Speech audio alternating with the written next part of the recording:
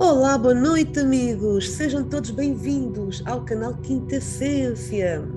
Esta noite temos o convidado Rafael Amorim com o tema A Realidade da Ufologia e as Evidências Cabais do Sul do Brasil. Então, amigos, eu peço que possam partilhar este vídeo ao maior número de pessoas possível, deixando o vosso like e subscrevendo o canal Quinta Essência.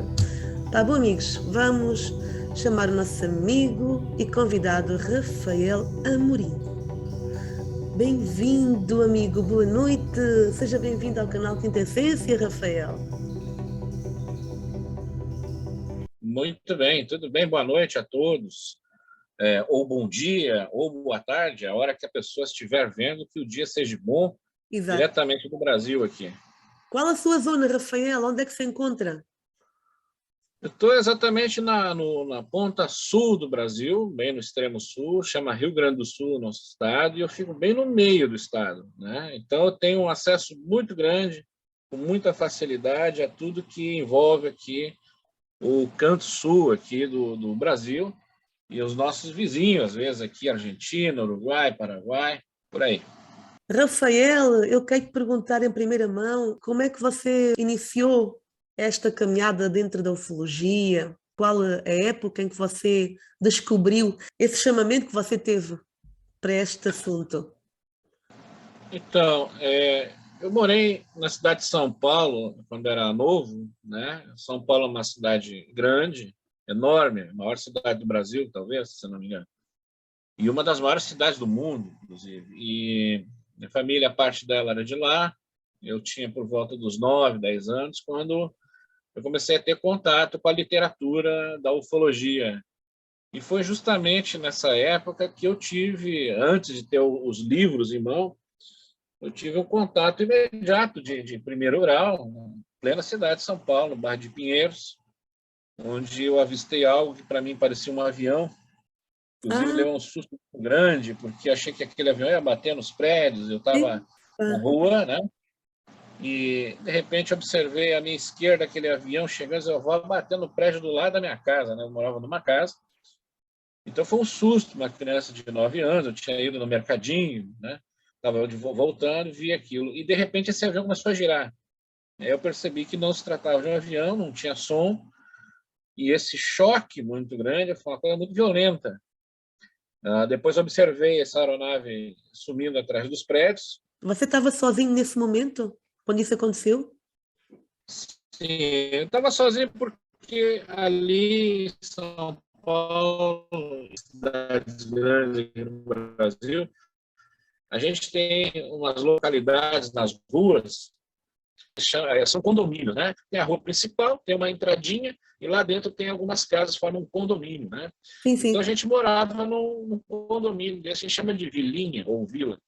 E a nossa casa era a primeira da esquerda, né? Então, quando a gente entrava, tinha uma entrada um pouco mais escura que a entrada de automóvel. Depois tinha as casas. O pessoal, naquele horário, estava umas 7, 8 horas da noite, estava fechando a vendinha, num bairro que o bairro de Pinheiros era bom de caminhar ainda lá, não era muito violento. Então, tinha ido buscar leite ou pão, alguma coisa na vendinha. Quando eu voltei, quando eu vi o objeto, é claro que eu chamei todo mundo para ver, gritei. Minha mãe veio para a rua, foi um escândalo, levei uma surra, te assustei todo mundo. Foi só você que viu nesse momento, mais ninguém viu? Não, então, o que acontece? No jornal, no outro dia, no jornal Shopping Livre do bairro, saiu uma notícia que várias pessoas teriam visto aquilo, né? Então, isso me acalentou. Disse, pô, não foi só eu que eles viram, foi registrado no jornal, e a partir de então me interessei pelo assunto, eu tinha que descobrir o que era, afinal de contas, aquilo, né? Eu li muitos livros sobre ufologia. Mais tarde, quando eu já sou adulto, né, então eu começo a levar mais a sério essa questão da pesquisa, por conta da Noite Oficial dos Discos Voadores aqui no Brasil, em 1985, 85, 84, quando os pilotos, né, da Força Aérea Brasileira acabaram interceptando diversos objetos voadores não identificados, mais de 20, aqui nos céus do Brasil, e aquilo se tornou uma notícia Incrível. que explodiu, né? Explodiu a notícia aqui no Brasil.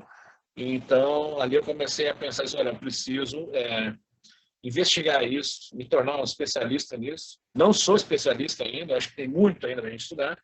E aí fui seguindo, até que chegou o dia que eu virei ufólogo mesmo, pesquisador, né, na vida pública. Vim trabalhar com a revista UFO depois, e estamos aí, até hoje. 30 anos já. 30 anos. É uma vida toda. Ao longo desses anos todos, tem acontecido relatos vários? Tem muita coisa que eu vi, Cláudia. Olha, eu costumo trabalhar da seguinte forma, né? Até os meus 25 anos, 26 anos, eu era muito cético. Sim. Então, eu precisava ver as coisas para crer, né? Então, onde havia um acontecimento, eu ia lá. Eu ia investigar, eu ia conversar com as pessoas, ia ver o que aconteceu. E muitas vezes, nessa investigação, nesses momentos ali, a gente se deparou com o próprio fenômeno que as pessoas estavam vendo, né? Sim, sim. E muitas vezes a gente não pôde explicar o fenômeno, ou seja, eram fenômenos não identificados mesmo, e que nos leva a crer que uma inteligência totalmente diferente da nossa ainda anda por aí, a céu aberto e livremente. E eles vão se mostrando assim aos pouquinhos para o pessoal ir vendê-los, não é? Agora, por exemplo, as suas pesquisas de campo, Rafael, costuma fazer vigílias? Então, eu sou não especialista, né, mas especializado em pesquisa de campo, no sentido não só de vigílias, mas também de ir a campo. Até, inclusive, a gente vai ministrar um curso agora, dia 28, do movimento escoteiro, aqui também há 37 anos. Então, eu acampo muito, estou sempre muito na natureza, né? E muitas vezes, nesses acampamentos, conto as minhas vigílias, eu fico observando as aulas de astronomia, né? Amadora, lógico, né? Mas para os meus escoteiros, por exemplo, e algumas vezes a gente pega alguma coisa diferente. E claro, né, tem as outras pesquisas de investigação que a gente vai por conta do avistamento ou por conta de um contato imediato de alguma pessoa, de alguma testemunha. Nós temos casos de testemunha de uma cidade inteira até os mais significativos, como foi do seu Almiro Costa e Rosa, em 1954, que a gente investigou em 96. Investigou não, a gente retomou a história em 96 e acabamos ainda descobrindo evidências físicas do contato que o senhor teve no interior do estado. Que foi, no caso, a marca do objeto. Né? Resumindo o caso, esse caso foi relatado em vários livros, em várias revistas da época. É um senhor do interior, ele estava capinando, fazendo a capina da sua lavoura, e era de tardezinha, quando ele percebeu que tinha alguma coisa errada com as ovelhas dele que estavam agitadas. Ele olhou em volta e percebeu que tinha um homem parado próximo a ele, e ele levou um susto muito grande. Esse senhor, ele não sabia ler nem escrever, ele não tinha contato com literatura, ele não tinha contato, acho que nem com rádio direito. Ele ouvia rádio na época num bar que ele frequentava. Então ele não tinha um conhecimento muito grande de muitas coisas. Ele viu aquele homem vestia uma roupa toda prateada. Ele disse, na época, era uma camisa grudada nas calças, ou seja, um macacão. Ele não sabia nem dizer o que era um macacão. Para a camisa grudada nas calças tinha um cinturão prateado, ele era muito branco e tinha cabelos compridos, né? Loiros, no caso, e era alto. E aquele cara, ele levou um susto muito grande, deixou cair a enxada, né, o instrumento de trabalho dele no chão. Sim. Aquela figura veio, se aproximou dele, entregou um instrumento de volta. Ele viu que o cara era amistoso, tentou conversar, ele não respondeu, apenas fez uma saudação com a mão. O Almiro olhou para trás dele, para o fundo, mais assim, da lavoura, e havia um segundo ser, segunda figura. Incrível. E atrás ainda havia esse objeto que ele descrevia da seguinte forma: era um objeto que parecia um chapéu de caçador. Era a única coisa que ele conhecia que tinha aquele formato. Então, isso tudo foi um conjunto de coisas que aconteceram. Ele ofereceu até uma ovelha para os caras não quiseram, recusaram, mas eles recolheram feijão da plantação do seu Almiro e milho verde, e levaram junto. O seu Almiro acompanhou eles até próximo à aeronave. Quando o seu Almiro quis chegar e tocar na aeronave, eles afastaram o seu Almiro da aeronave.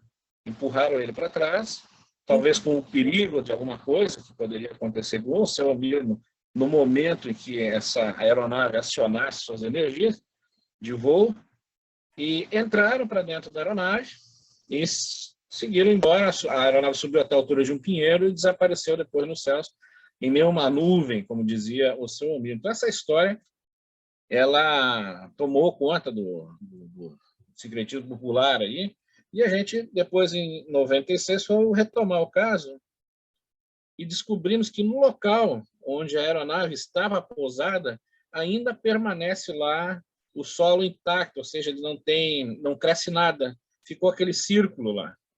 Essa Então, marca do pouso da nave, né? Exatamente. Quer dizer, na época o pessoal já contava, né, que teria ficado a marca e tal, etc.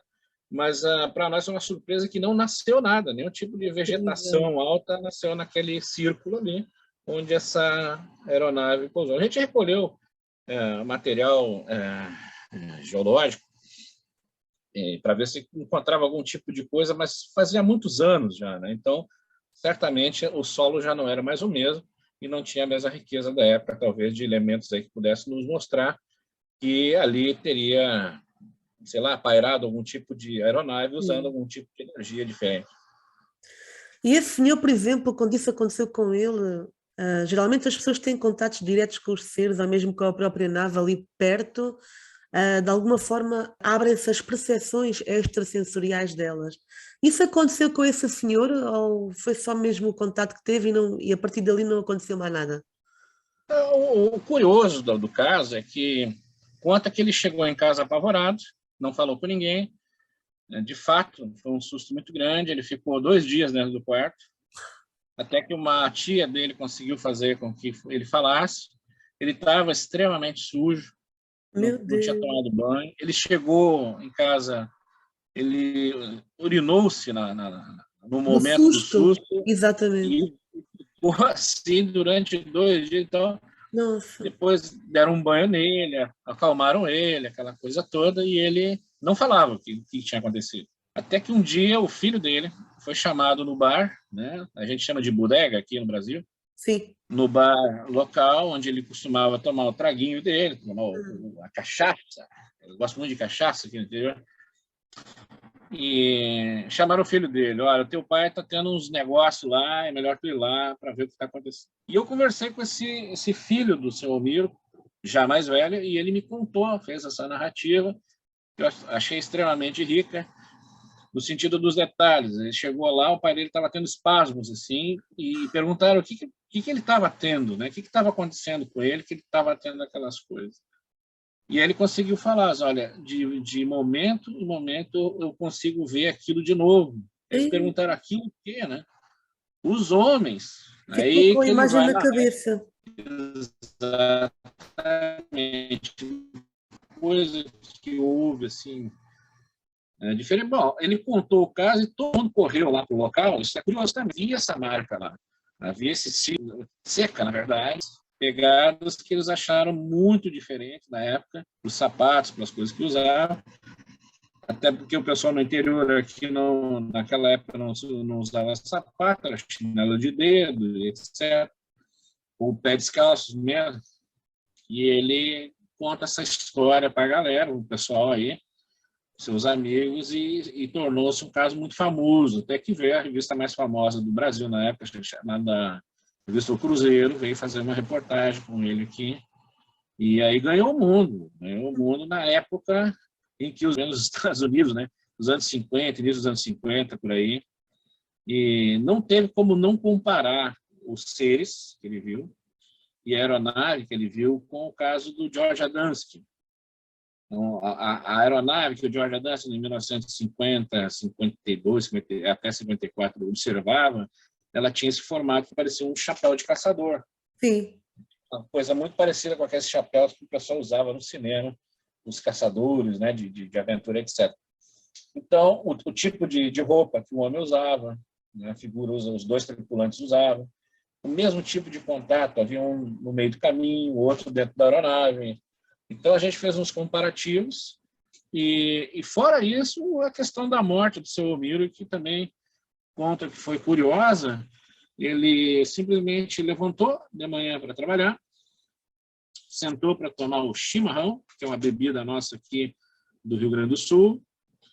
Também ela é argentina também, né? Vem dos argentinos. Sim. Então, o costume da gente aqui no Rio Grande do Sul é tomar o chimarrão, né? Que vem de uma Ah, é uma cuia com um chá dentro, não sei se tu conhece, o pessoal de Portugal não deve conhecer, e tem uma bomba, que a gente chama de bomba, que é um canudo de metal, que a sim. gente toma o chá quente ali. Ok. Ele pegou a sua cuia, sentou para tomar o seu chimarrão e ficou naquela pose ali, e ninguém estava entendendo o que estava vendo, ele tinha morrido. Morreu Ah, sentadinho, tomando chimarrão, com os olhos abertos. Vamos sim. saber se tem a relação com o contato dele. Ele mudou muito daqueles dias, né, para frente, não durou muitos anos também, ele morreu em 50 e pouco. Então, é um caso curioso, um caso bem curioso, e que traz uma evidência física que está aí até hoje. Então esse relato está documentado, é isso, Rafael? Está documentado, está documentado. Em vários livros, nós temos 7 livros que eu já vi os casos dele. O nosso amigo de Minas Gerais, o escritor Antônio Faleiro, um dos caras Ah, que sim, escreveu no... conheço. Antônio Faleiro escreveu num dos livros dele de contatos imediatos, tem a história do seu Almiro lá. E entre outros tantos, né? Já vi, são 2 livros fora do Brasil que tem a história dele, e diversas revistas da época. Diversas que eu digo assim, o que tinha de revista publicou na época, e é muito interessante. Muito bom. Sobre esse caso agora de Varginha, né, que também aconteceu no sul do Brasil, aconteceu também nessa zona? Não, a coisa é bem complicada. O que aconteceu? Houve uma testemunha ocular de que teria visto no fundo da casa dela uma criatura. Quando ela descreveu essa criatura, isso se passou aqui no interior do Paraná, acima aqui do Rio Grande do Sul. E quando ela viu a criatura, ela se assustou, a criatura olhou para ela, tinha o brilho nos olhos, tinha o tamanho talvez de uma criança um pouco maior, e teria fugido e pulado o muro da casa, né? E ela levou um susto muito grande. Veio para dentro de casa e contou para o filho. O filho, quando ele ouviu essas descrições da mãe, ele teria dito que teria sido um alienígena igual que apareceu lá em Varginha. A cidade de Varginha, que fica em Minas Gerais, fica mais no centro do Brasil. Sim, aconteceu há quanto tempo? Passado, nós estamos em maio. Então é o caso recente que vocês têm agora ou já têm mais algum recente além desse? Não, esse foi o que apareceu mais recente para a Agora, gente né, é o que vocês olhar. têm agora em mãos, né? Exatamente. Bom, o que acontece ali, Cláudia, é bem complicado. Eu fui convidado pelos pesquisadores de Ponta Grossa para participar de um grupo, tá, Sim, de pesquisadores para ajudar na pesquisa do caso. Foi o que eu entendi na época. Quando eu vi o material que, sabiamente, os pesquisadores lá da cidade recolheram, eu achei muito bacana, porque eles fizeram recolhimento de amostra de um líquido que estaria nas folhas das árvores, onde esse ser estaria mexendo, né? Eles recolheram, fizeram fotografias do local, conversaram com as testemunhas, e aí algumas coisas a gente vai entendendo durante o percurso do caso. Bom, primeiramente, eles fizeram um pouco de mistério com a questão. E aqui eu ressalto que o que interessa no caso é a forma com que foi lidado o caso e como está sendo tratado hoje. sim. O grupo acreditou, ou creditou, que realmente essa senhora teria visto uma criatura. E essa criatura teria as descrições exatas do ET de Varginha.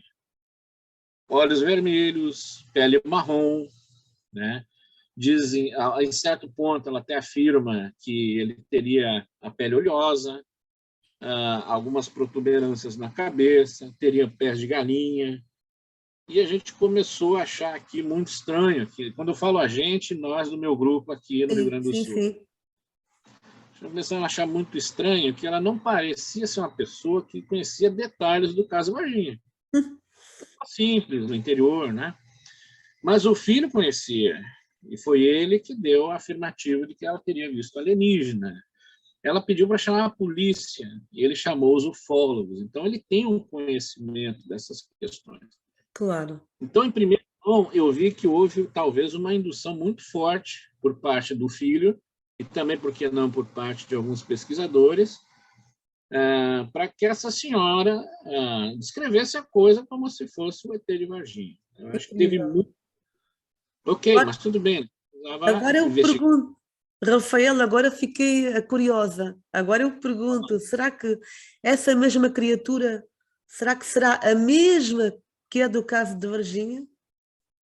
Não, eu acredito que não. Eu acredito até que nem era uma criatura alienígena pela pouca pesquisa e investigação que a gente fez daqui do Rio Grande do Sul. O que acontece? Eu costumo falar muito que nós, ufólogos, entre aspas, a gente tem que tomar cuidado com a nossa crença muito grande nas coisas alienígenas e extraterrestres. Então, daqui a pouco tem muitos caras que qualquer coisa é alienígena, qualquer coisa que tu vê é extraterrestre. Não é bem assim. A gente tem que tomar um cuidado muito grande, que a gente está lidando com a opinião pública, quando esses casos vêm a público. Tem muitos colegas que estão indo para a rede social, afirmar coisas que não têm como ser afirmadas, e o que aconteceu nesse caso, para mim, até agora, é isso, né? Até porque a gente descobriu algumas coisas, a gente descobriu onde é que é o local, não foi nos informado, mas a gente descobriu onde é que foi o local. Então, são os mistérios que fizeram do caso. Aí, algumas informações que passaram para a gente, como, por exemplo, eles teriam, eles que eu falo, os pesquisadores que foram lá, em loco, teriam feito uma fotografia que eles achavam que era de uma nave. Eu pedi essa fotografia com toda a educação e carinho, e foi passada a fotografia. Eu disse, olha, eu preciso saber como é que foi feito isso, né?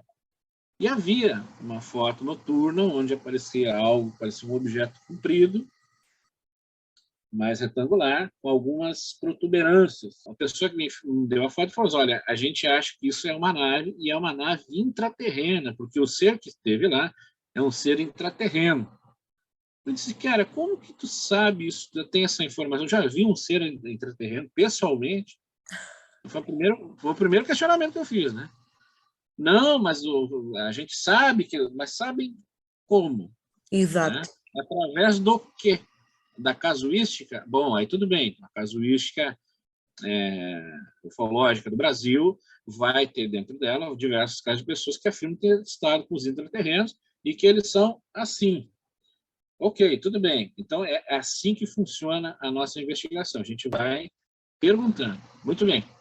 Recebi a foto, fiz a análise, e na primeira análise, a mais superficial dela, já mostrou o que era. Na verdade, eles fotografaram o parapeito de um telhado que ficava em cima do portão da casa, e aquilo no escuro parecia ser uma nave. Eu disse, não, esse aqui é o parapeito. Inclusive, eu tenho outra foto, né, do mesmo portão durante o dia. Eu disse, cara, vocês fotografaram o telhado do portão. Não é uma nave, né? Eu perguntei, mas vem cá, eles falaram que é uma nave intraterrena. E havia algumas luzes na frente, que na verdade se tratava de um fio e de um poste, pegando a luz noturna da cidade. Ok. Como que vocês sabem que uma nave intraterrena tem esses detalhes? Porque eles me afirmaram que era uma nave intraterrena devido aos detalhes. Eu disse, não, os detalhes que eu estou falando são justamente o corte da madeira onde passa o suporte da telha. Então, essas coisas todas a gente mostrou, a gente comprovou, ok, então foi uma evidência que eles tinham, e eles me disseram, bom, então reserva aí, porque não tem nada a ver uma coisa com a outra, então é uma foto que foi um engano, disse, não, só tem um detalhe, bicho. Foi um dos componentes que estavam aí, investigando o caso, que afirmou que isso é uma nave. Então, vocês têm um problema muito grande. Um de vocês aí tem crença demais na coisa, tem que cuidar disso aí. Então, o caso, ele tá realmente muito complicado de lidar, nós deixamos de lado até, inclusive, porque quando a gente trouxe essas afirmativas para o nosso canal, para a rede social, etc., daquilo que a gente tinha percebido sobre o caso, a gente sofreu retaliação. Acontece sempre isso, Rafael, é incrível. Quando se mexe em casos desses assim mais sérios e que há muita evidência do que é que aconteceu ali ou das pesquisas que se desenvolvem, há sempre alguém contra essas evidências e transmitindo situações que não são favoráveis ao desenvolvimento do caso, né? Tem muita coisa disso. É complicado, porque a gente quer levar a coisa a sério e a gente não quer brincar com as pessoas, né? Sim, sim. Aqui no Brasil, a gente está passando por um momento em que a ufologia ela se transformou na casa de loucos. Assim. É muito difícil, é É muito verdade. difícil a gente saber quem é quem. Muito difícil não, até é fácil, mas a gente nota essa crescente busca pelo o inexplicável e pelo É. fantástico, né? Que é o que o pessoal gosta mais. Eu, particularmente, estou nessa coisa da ufologia por conta disso também. Então, eu quero acreditar que essa senhora viu um alienígena lá, mas não tem como, né? Até porque a gente andou descobrindo também uma via de investigação que foi refutada e foi rechaçada, e etc., que foi a teoria de um animal silvestre. Já houve casos na região, né? Não foi uma nem duas vezes, foram várias vezes, em que animais silvestres fogem da área de reserva ali e vão para as casas. E um deles é o macaco bugio, que é um macaco marrom, né? Grande, e aí vai bem de encontro com as descrições que ela deu. Quando eles olham para algo que tem uma luz, os olhos deles brilham no escuro por conta do tapeto, né? Que é a membrana que eles têm nos olhos. Ele tem os pés bem compridinhos e quando eles pisam, eles deixam pegadas que parecem até pegadas de galinha. São pequenas, deve ter o quê? Máximo 1 metro, Ah, ok. mas parece uma criança. Eles de longe parecem uma criança. Né? Um Ah, metro e 20, tem alguns maiores, mas não são grandes, não, são pequenos. Né? E é exatamente o que ela viu, ela disse que ela viu algo pequeno.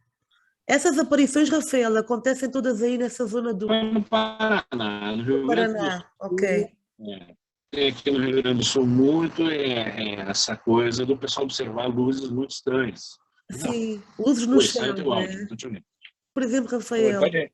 os avistamentos que existem assim a nível do Brasil são mais vistos no seu ponto de vista, em que sítio é que há mais esses contatos, essas aparições a nível do Brasil? Qual a zona ou o estado em que existem mais esse tipo de fenómenos aparecendo ou ocorrendo até aos dias de hoje? Olha, o Brasil é cheio, né? A gente tem muitas coisas na Amazônia, é um país muito grande, Sim, a gente tem muitas coisas acontecendo no Rio Grande do Sul, a gente tem muitas coisas acontecendo em Minas Gerais, né? Tem o famoso caso Magé, que ainda estão lidando com esse caso aí, e, e são coisas que a gente tem que pesquisar com mais atenção. O caso dessa senhora em Ponta Grossa é uma coisa que a gente tem que analisar mais profundamente, né? E não sair aos 4 ventos aí já anunciando que foi visto um alienígena. Acho que não, acho que a coisa tem que ser mais trabalhada, como foi o próprio caso Varginha. Então, o Brasil, ele quase em toda a sua extensão, ele tem acontecem os fenómenos. casos. Acontece não, tem lugares que a gente não ouve falar de acontecimentos por conta, talvez, da comunicação, né? Mas mais para o norte, por exemplo, assim, a gente tem até o Belém do Pará, que lá na ponta nós tivemos a Operação Prato, por exemplo, né? Que foi a operação da Força Aérea Brasileira em 79, as datas eu me esqueço, mas foi nos anos 70, em que eles foram chamados lá para acudir uma comunidade inteira que estava sendo atacada por luzes. Então, esse é um caso muito conhecido aqui no Brasil, né? E que veio à tona por conta do comandante dessa operação, que deu uma entrevista exclusiva para a revista UF, para o Ademar Gevaer e para o Marco Antônio Petin, na época, contando tudo o que aconteceu naquela operação, onde eles viram as naves e chegaram a ver até um tripulante dessas aeronaves. Então, e no Rio Grande do Sul, que é na outra ponta, no outro extremo, né, a gente tem muitas incidências dessas luzes. São luzes que aparecem aqui no interior, agora recentemente. As pessoas fotografam, a gente vai, observa para ver o que é, e a gente acabou até, inclusive, vendo 2 vezes essas luzes aí, a gente achou muito estranho. Não descobrimos ainda que tipo de aeronave é essa, né, que faz movimentos diferentes e que tem uma luminosidade totalmente aquém daquelas que a gente conhece aqui. E ela aparece sempre na mesma zona, no mesmo sítio? A gente tem investigado aqui próximo a gente, né? Porque pela questão geográfica e é mais perto, né? E é onde a gente tem recebido muitas dessas informações. É periódico, existe uma época do ano que parece que isso acontece que é agora, né? Entre março, abril começa, né? Eu me lembro que quando começou a pandemia foi uma incidência muito grande de observações dessas coisas, né? Mas a gente teve também a presença do Starlink, que confundiu muito a cabeça da galera. Sim, Agora, esse ano não foi diferente. Eu recebi algumas fotografias, alguns vídeos, né, que eu vou passar para vocês aqui, sim. e as pessoas têm visto essas luzes. São luzes que eles descrevem da seguinte forma: são como se fosse uma pequena esfera, uma estrela, ou um satélite que vem em direção às pessoas, passa por cima das residências aí, numa altitude além de avião, né, uma altitude além de cruzeiro, mas que eles observam que é uma luz opaca, uma luz que não tem brilho, é algo branco que eles enxergam. Que não fere a vista, os olhos. Isso, exatamente. A gente se deparou, a gente teve uma surpresa muito grande, a gente foi fazer uma investigação de campo, e numa localidade que é mais alta aqui, que tem morros, né, montanhas, e a gente foi para o topo de uma dessas montanhas e, não, na verdade, estávamos lá como escoteiros até, eu e mais dois companheiros. E fomos ver a captação de água da localidade onde a gente estava, para ver se a gente conseguia ver o que estava entupindo a captação de água, né? E quando chegamos ao local que é no topo do morro, nós fizemos uma pequena fogueira e tudo ali, que já era noite, e de repente um dos companheiros disse: olha, vem vindo um negócio ali, eles me chamam aqui de chefe bala, aqui no Rio Grande Ah, do Sul, por conta dos escoteiros, né? ah, Esse é o meu apelido aqui. Chefe Bala, o que é aquilo ali que vem vindo ali? Eu olhei e realmente vinha vindo algo que parecia ser a estação orbital, a ISS, quando a gente observa ela à noite, né? Mas aí eu percebi que não havia o cintilar ou o brilho da ISS. Eu falei pro conversador, que tá com a câmera aí? Tô. Então, cara, fotografa isso aí, bicho. Aí ele ficou com muito medo quando eu falei, né? Quando ele viu que realmente havia alguma coisa estranha ali, se abaixou atrás de mim, assim, com medo, e fez 3 fotografias, que é o que vocês vão ver aí. O objeto ele veio na nossa direção, passou na nossa frente, e eu fiquei a observá-lo, né, para ver qual a movimentação. E, de fato, ele fez uma curva no sentido contrário da gente, e isso me chamou mais atenção por conta de não... Bom, isso não é ISS, não é um satélite, tampouco um avião, ele não tinha outras luzes, era uma coisa branca, clara, muito clara. E como tu disseste, não feriu os olhos, não tinha esse cintilar das estrelas, dos satélites, das coisas que sim, estão no sim. espaço e refletem a luz do Sol, né? O que me leva a crer que aquele objeto não estava muito além da altitude de um avião normal, né? Exato. Então ele fazia barulho, era silencioso. Não, absolutamente. Então, eu disse, olha, isso é o que o pessoal tem visto aqui no interior, né? Exatamente isso. E a gente teve a sorte de ter essas fotografias aí para Que bom. comprovar. E também para a gente poder estudar, né? Sim, sim.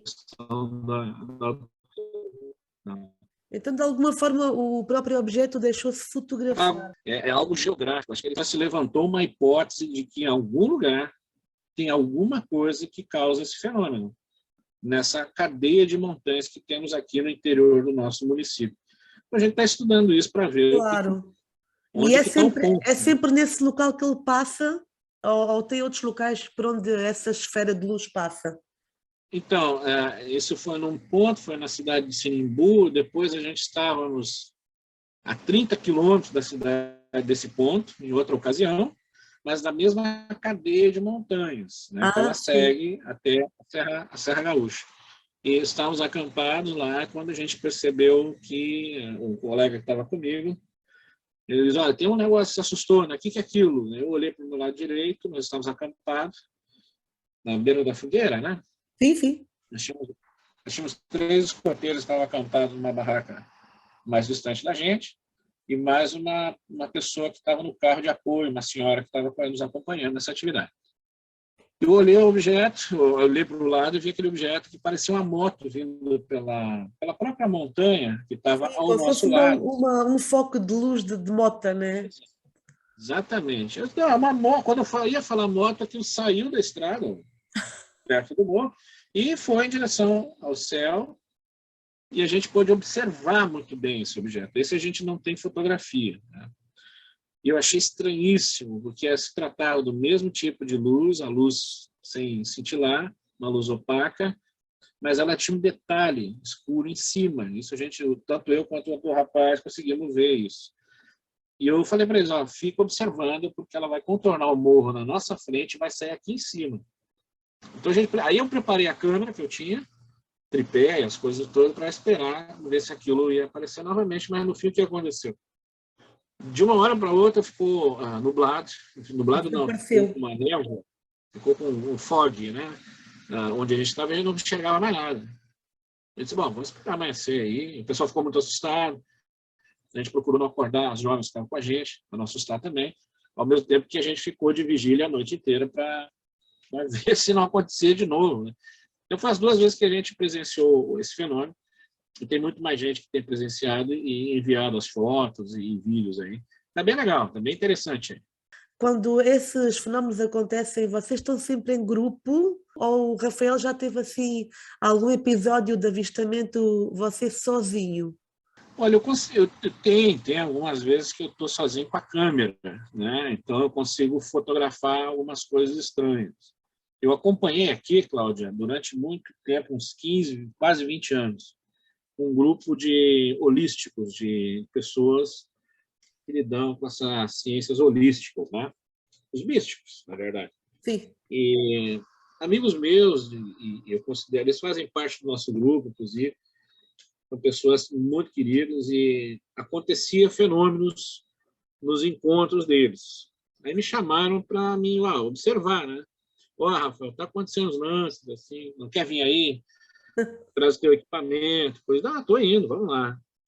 E eles tinham um local, que era onde eles se encontravam, que era uma pirâmide feita de alvenaria, e bem grande. Cabia, acho que umas 40, 50 pessoas ali dentro, né? Bem confortável, carpetado, tinha locais para meditação ali dentro. Então, era o centro holístico deles, né?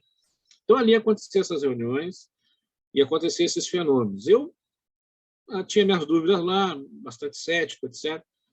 E, resumindo, né, a gente acaba vendo coisas, a gente acaba se deparando com fenômenos que a gente não consegue explicar. As tais bolas de luz que andavam dentro da pirâmide, por exemplo, o pessoal contava muito, mostravam fotografias. Eu dizia, isso aqui é a poeira, né? A poeira, quando pega o flash, ele aparece esses orbes, etc. Aquela coisa Sim. do ufólogo técnico-científico. Até que um dia nós estávamos lá, uma noite, foi muito curioso, porque eu estava com a minha esposa junto, e a gente resolveu passar a noite lá, entre 5 pessoas, dentro dessa pirâmide. E lá pelas tantas da noite a gente pôde observar esse pequeno orbe. Ele saiu de um canto da pirâmide, né, e passou pela gente, por cima, foi até uma extremidade e desapareceu. Eu fiquei congelado com aquilo. Que coisa é essa aí que está aí, né? Meio zoado, bastante grande, até porque podia ser um vagalume, né? Vagalume é aquele Sim. inseto que tem luz. Mas ele andou numa linha muito reta, e eu observei bem, era uma coisa meio que até não tem como descrever, era uma lampadazinha azul passando, e aquilo sumiu na minha frente. E eu olho para o lado, está minha esposa olhando, ela disse, tu viu? Eu vi também. Já logo peguei os equipamentos, a gente se deparou lá e a gente conseguiu registrar mais uma dessas luzes que tinham ali dentro. Então, claro que eu fui tentar ver cientificamente quais os efeitos eletromagnéticos que pode ter dentro de uma pirâmide feita de alvenaria, né? Sim. Ela era totalmente feita de metal, assim, o zinco, né? Por fora zinco, por dentro estrutura de madeira, e em cima no ponto central era a pedra que eles colocaram, um quartzo Cristal, grande, né? sim, cristal, sim, sim. Cristal, exatamente, um cristal que puxava as energias, então eles faziam os trabalhos deles ali. Então, eu procurei saber se existe alguma possibilidade, né? E realmente existe a possibilidade de uma carga elétrica, por exemplo, se tornar algo sólido, né, ali dentro e causar esse tipo de efeito, né? Mas eu comecei a descartar essas coisas, eu pensei, olha, vamos acompanhar as coisas, né, com um olhar mais aberto e ver o que se acontece. Então, tem muita coisa, tem fotos de entidades, né, pessoas que não estão ali, estão no grupo, né, estão fazendo lá os trabalhos deles. Eu tirava as fotos com exposição bastante adiantada, de 15 minutos, 15 segundos, né, ou 20 segundos, para que dê uma exposição bastante grande, para pegar tudo, captar tudo que poderia de Sim, luminosidade. E algumas fotos apareciam pessoas que não estavam lá, não estavam no grupo, ou seja, era algo que estava ali, foi captado pela fotografia, mas não estavam lá aos meus olhos. Eu não vi nada, eu vi o claro. grupo. Né? Eram pessoas energéticas, espirituais. Exatamente. Eles explicam lá que seriam os mentores, né? Os trabalhadores espirituais da casa. Eu sou espírita desde os 15 anos, então eu posso entender isso de uma certa forma.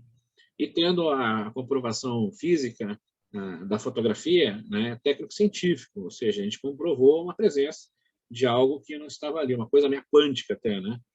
Então, Exatamente. acompanhei esses 15 anos ou mais aí, esse grupo, tudo isso para dizer que nos últimos anos desse local, dessa pirâmide, no caso, que ela foi demolida, eles tiraram de lá, não está mais lá. A gente também participou, eu participei de alguns trabalhos lá, me chamaram novamente, está acontecendo umas coisas, tem que vir aí.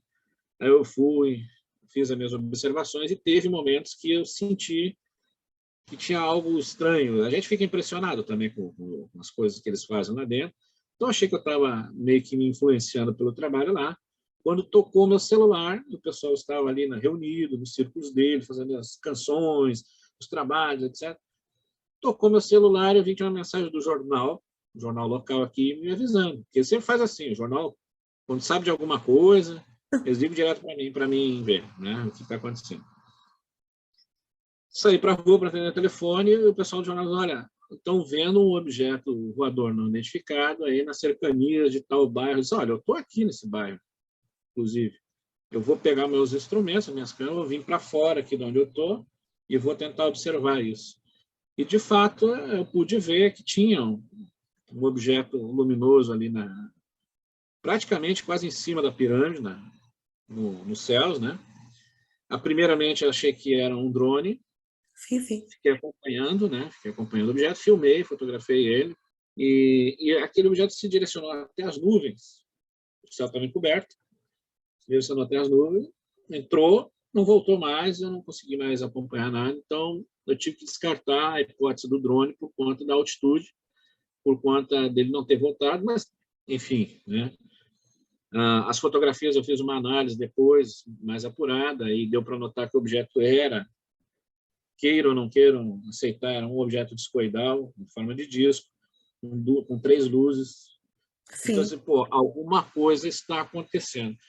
O que dá para perceber é que esse grupo holístico, estavam em tentativa de contato com seres extraterrestres, dentro daquelas possibilidades deles, há alguns dias. E isso foi me informado naquela noite. Olha, a gente está tentando contato com os extraterrestres, acho que eles estão ouvindo a gente. Brincando, mas, enfim... Mas, olha, eu tenho uma coisa, eu vi um negócio aí, tem as fotografias aqui, a gente pode analisar isso. O que aconteceu, Cláudio? Um fenômeno muito interessante. Começou a acontecer os blackouts. Eles continuaram, toda semana eles faziam um encontro, eles faziam as tentativas de contato, né, da forma deles, dentro do Sim. sincretismo deles, e acontecia o blackout. Na quadra inteira, faltava luz, né? Ok. E me contaram, eu teve uns 2 ou 3 reuniões dessas que eu não fui, que me contaram, aconteceu isso, Rafael, será que você tem alguma coisa a ver isso? Bom, vamos ver, né? Até que um dia eu estava chegando durante o dia nesse centro holístico e estava a companhia de luz, companhia elétrica, consertando algumas coisas ali em frente à casa onde ficava a pirâmide. E eu perguntei, vou perguntar para quem entende, né? Olha, o que está havendo aí que já é seguido que tem blackout? Ele diz, olha, é uma alta carga de energia elétrica que vem para esse transformador ali, que o senhor está vendo. E ele simplesmente explode. Ou seja, havia uma grande concentração de energia, ou de energia elétrica, no caso que foi o que eles disseram, e que causava esse dano à corrente elétrica, eles tinham que vir consertar toda hora. Ok. Então a gente começou a perceber que talvez pudesse ser até alguma coisa a ver com essa tentativa de contato deles, talvez com a aproximação de algum tipo de aeronave que a gente não enxergue, Sim. essas que a gente chama de mais plasmáticas, enfim. É. E elas têm a capacidade inclusive, de invisibilidade, né? Inclusive os Exato. próprios seres podem estar muito ao pé de nós, só que eles manifestam-se ali transparente, ficam Então, invisíveis para os nossos olhos físicos, mas eles muitas vezes estão ali perto de nós. exatamente, quer dizer, então a gente não pode descartar isso de forma alguma. O que aconteceu para encerrar essa parte foi que eu sugeri que eles fizessem um encontro fora dali, em outro lugar. Então eles foram, nós fomos a outro lugar, uma chácara, uma fazenda, uma casa do interior, né? Estávamos todos reunidos ali, conversando a respeito dessas coisas, etc. Quando, de repente, o que acontece? Deu blackout lá também. É a mesma coisa. Eu saí para a rua quando faltou a luz, eu disse, cara, não é possível, vai acontecer aqui isso também, né? Saí logo para a rua para ver se enxergava alguma coisa e os postes de luz estavam explodindo em faíscas. É porque é uma energia muito forte quando eles se aproximam. Eles têm essa capacidade de interferir em tudo o que é sistema elétrico. Acontece, Rafael, tanto isso com os extraterrestres, com as naves deles, mas também acontece com pessoas que já partiram, né? Familiares, entes queridos. Em que também quando as pessoas têm alguma insistência nesse tipo de contatos, também a níveis espirituais, acontece muito isso, eles interferem nas luzes da casa, as luzes começam a piscar, começa a dar também estalidos nos espelhos da casa de banho ou de um quarto, quem tiver espelho no quarto, dá mesmo uns estalinzinhos. Então eles têm muita variedade de contato para fazerem connosco, não é? Nós é que muitas vezes não percebemos esses sinais que são dados, seja em casa ou mesmo na rua. Mas uma das coisas que eles interferem muito é no sistema elétrico. Tudo o que é eletrónico mesmo de aparelhos, micro-ondas, frigorífico, tudo o que é assim, essas coisas, ou param de funcionar, ou começam a piscar as luzinhas. É mesmo um sinal que eles dizem, estamos aqui, estamos a ter contato com vocês. Não é? É uma forma de manifestação que eles têm. Né? Isso é bem interessante. Enfim, eu acho que isso para mim foi uma evidência muito clara disso, da presença de alguma energia muito grande. Sim. E a gente sabe que essas aeronaves, esses discos voadores, essas coisas, quando se aproximam de algumas coisas de rede elétrica, causam isso também. Sim, né? Sim. Então, para mim, eu concluí a história de que eles estavam conseguindo, de fato, chamar a atenção de alguma coisa. O problema foi que o grupo se desfez meses depois e não seguiram adiante com aquilo que eles estavam propondo. Eles poderiam ter conseguido, talvez, alguma coisa bem significativa. Sim, sim. Para esses acontecimentos, Rafael, nós sabemos que tem que se ter persistência, dedicação e compromisso com eles, porque uma das coisas que eles querem é essa dedicação a esse trabalho espiritual. Porque ao fim e ao cabo é um trabalho espiritual e ufológico. Eles ligam-se entre eles espiritualidade e ufologia. Porque de alguma forma, seja ser extraterrestre, quer ser super evoluído. Mas se formos a pensar num ser espiritual, de acordo com a esfera em que ele habita, né, já da evolução que ele tem, também são muito evoluídos. Eles, ao fim e ao cabo, também comunicam-se entre eles. Né? Nós é que não temos uma visão panorâmica da ligação que eles fazem connosco aqui. Eles lá em cima têm o nosso trabalho aqui, como é que é desenvolvido, a forma como nós pensamos, aquilo em que nós acreditamos e o trabalho da forma como é desenvolvido para nós termos esse contato direto com eles, né? Mas uma das coisas que eles querem particularmente é que possamos levar esse trabalho a sério e acreditar que sim, que é possível esse contato, como muitas pessoas à volta do mundo têm tido experiências fabulosas com esse tipo de fenómenos e têm conseguido realmente contatos fortes mesmo. Quando eu perguntava lá atrás, Rafael, quando as pessoas têm um contato direto, seja com uma nova, com um ser, o que é que elas realmente sentem nelas? Porque há pessoas que se lhe abrem as capacidades todas, da audição, de visão, de sensações, de projetam-se para outras realidades. Há uma série de fenómenos que acontecem com a pessoa que vivencia essa experiência. Cada caso é um caso. Eu acredito que o sentimento é meio parecido com todos, né? A pessoa se sente como se realmente não estivesse nesse mundo, naquele momento do Sim, contato. é verdade. É um sentimento que eu, particularmente, pude comprovar comigo mesmo, quando tive aquele contato com os 10 anos de idade, contato imediato de primeiro grau, e depois, quando volta e meia, a gente observou essas luzes aí, né? É uma coisa estranha, a gente não se sente muito parte da realidade, né? É. E eu acho que acontecem muitas experiências aí com essas pessoas que têm os contatos, né, etc. E isso modifica muito todo mundo, né? A sociedade em si, a pessoa que está em volta delas, né? As famílias, os familiares. Né? Conheci alguns contactados aí durante essa vida toda de ufologia. E é interessante, eu pude levar muita fé justamente nos contactados que mudaram a vida. E tu Sim, notou, que a gente nota que eles não são a mesma pessoa, é mas a verdade. partir do contato. Então, É. para mim, esses contatos são sérios. A gente deveria observar melhor. Sim, sim, a pessoa muda a vida por completo, seja de que maneira for, né? Todas as pessoas, eu creio um pouquinho por todo o mundo, têm interesse e curiosidade nestes assuntos que nós estamos aqui abordando esta noite, né? E não é por acaso que a gente fala destes assuntos, cada vez mais se fala disto, porque tudo o que é o desconhecido, o místico, para nós tem interesse, nós queremos desvendar mais e mais, não é? Porque há muita coisa por descobrir ainda. O mundo está cheio de segredos, né? Fora É. disto aqui que nós observamos e desta caixinha física aqui, invólucro físico, há muito mais por desvendar, segredos incríveis e mesmo até abaixo dos nossos pés, nós sabemos, né? Que há cidades e cidades imensas na intraterra e seres, inclusive até, como nós conhecemos aqui, tipo insetos para nós que são pequeninos, lá embaixo há assim, insetos enormes, gafanhoto, grilo, que é tudo enorme.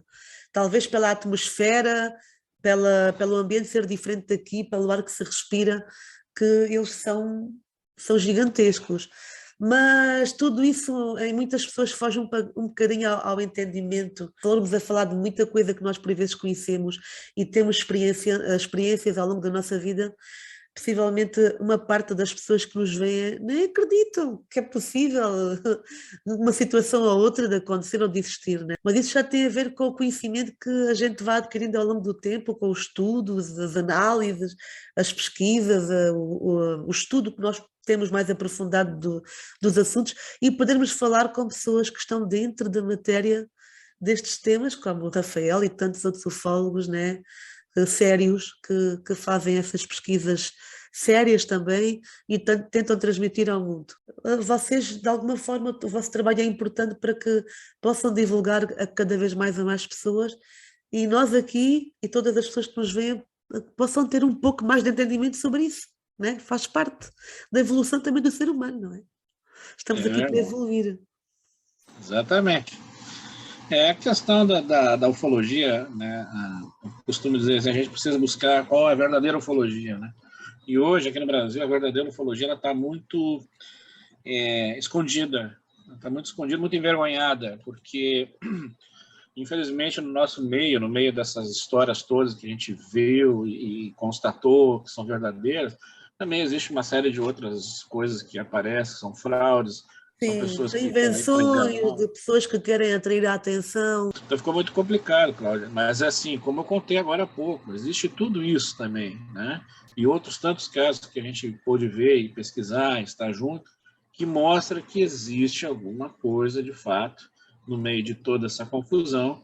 A gente só precisa se organizar. Eu acho que é isso que falta para nós aqui no Brasil, é se organizar, né? E não deixar com que as fake news e as invencionices aí, elas tomem conta do cenário, porque isso é muito prejudicial, porque o que Sim, vai acontecer? As pessoas começaram já a nos tratar como nos tratavam nos anos 70. Então, o pessoal da ufologia é tudo louco, o pessoal não dá para dar crédito para esse pessoal da ufologia. Então, esse é o ponto que a gente quer chegar aqui com a mudar essa política ufológica sim, no sim. Brasil, pelo menos aqui no Rio Grande do Sul.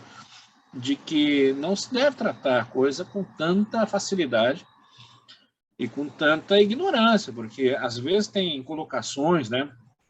Eu vejo aí palestrantes, por exemplo, nós temos aí um cara agora, recentemente, aí, que apareceu dizendo que ele foi agente da CIA, ou depois ele disse que ele trabalhou indiretamente com a parte de segurança nacional americana, e ele foi falar numa live, por exemplo, sobre o cronovisor. O cronovisor, para quem não sabe, é uma história que surgiu através de um livro de um senhor, não vou dar os nomes, Sim. que através de um padre descobriu que tinha um aparelho que podia fotografar o passado. E, claro, a história ela é muito verossímil. Por muito tempo se acreditou e se acreditou na questão do cronovisor, até que foram investigar e descobriram que é uma história até fictícia, né? Ok. Mas existe alguma coisa, não existe fumaça, tem fogo. Tem alguma coisa ali que nessa história quer tentar mostrar para a gente que tem, sim, algo que tem essa capacidade. Ok. Esse senhor que vem dizendo agora a público na rede, que ele trabalhou com o governo americano, e ele teve dentro da Área 51, ele depois foi preso lá, e aí roubaram um livro dele que ele tinha escrito, lançaram o livro, então, cara, um monte de história. Ele veio falar sobre o cronovisor e começou com uma invencionice lá, e qualquer um que tem um pouco de conhecimento, até histórico, vai ver que o cara está variando. Mas ele estava numa live, ele estava num podcast, e hoje em dia os podcasts aí estão levando má informação para a galera, informações erradas.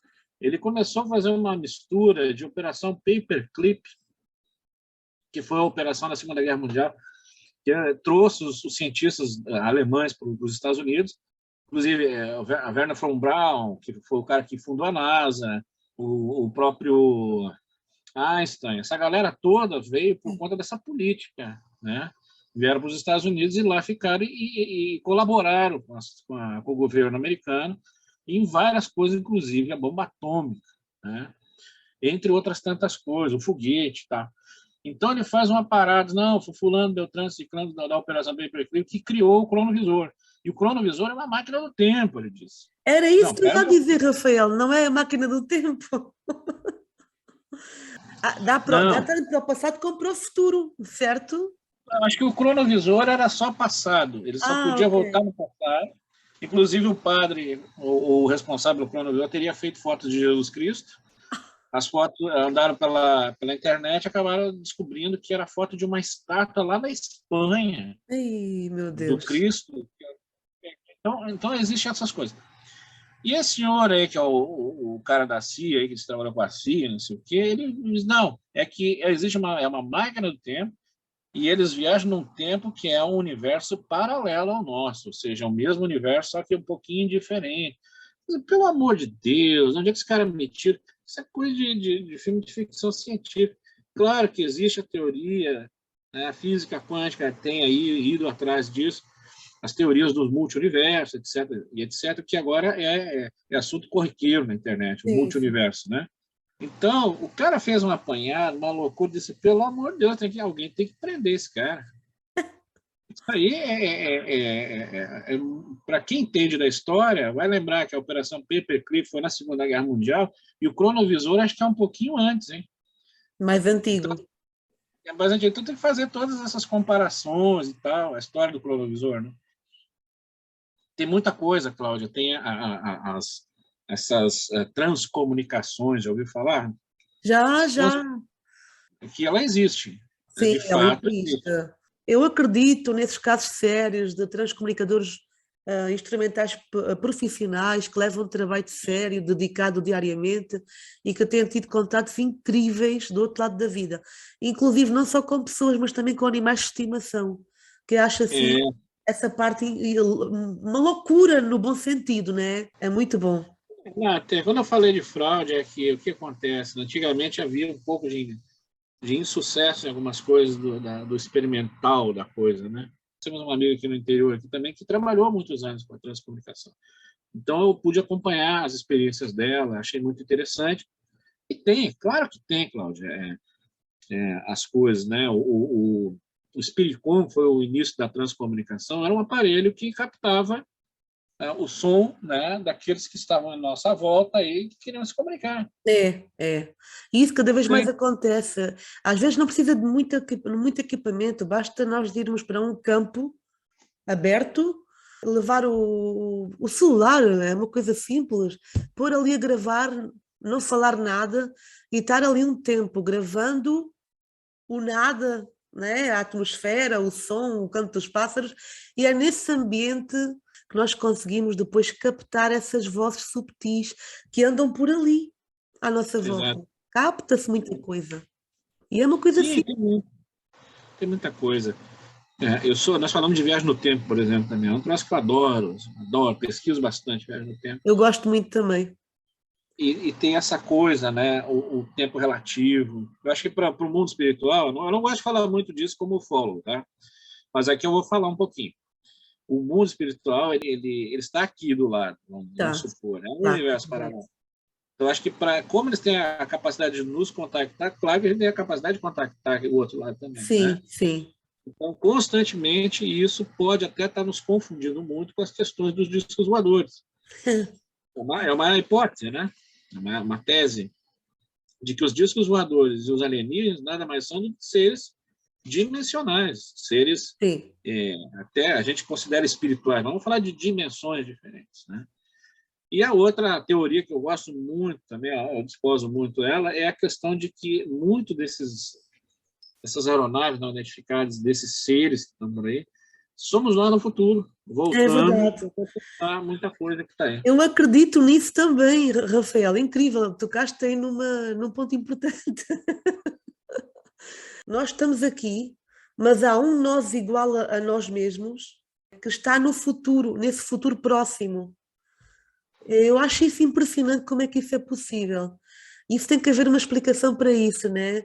Nós só conhecemos aquilo que nós podemos enxergar à nossa volta, o que nós podemos até ver esses fenómenos acontecendo nos céus ou à nossa frente, mas assim, não temos ainda essa visão abrangente de como é que acontece noutras realidades, o que é que realmente nós somos noutros lugares, se realmente há um igual a nós ou uma igual a nós, algures lá no futuro, fazendo o que exatamente? Então são dúvidas que nos cercam ao longo desta vida terrena, né? Talvez possamos ter um entendimento quando formos daqui embora. Mas às vezes, Rafael, não é preciso desligar o corpo físico para termos esse entendimento. Basta nós com o corpo físico ainda ligado, conectado, para termos essa experiência através do sono. Na realidade, todos nós somos seres viajantes por todo o universo, enquanto o nosso corpo físico dorme. Isso é certo. Exatamente. E nós, por essa prática, por essa conexão diária, enquanto estamos descansando, podemos ter muita vivência desses panoramas todos de outros mundos. Né? E olha que tem muita coisa aí que a ciência comprova e as pessoas não se ligaram ainda, porque não estudam a ciência. Sim, é Né? importante haver esses estudos para haver mais entendimento, mais abertura de caixa.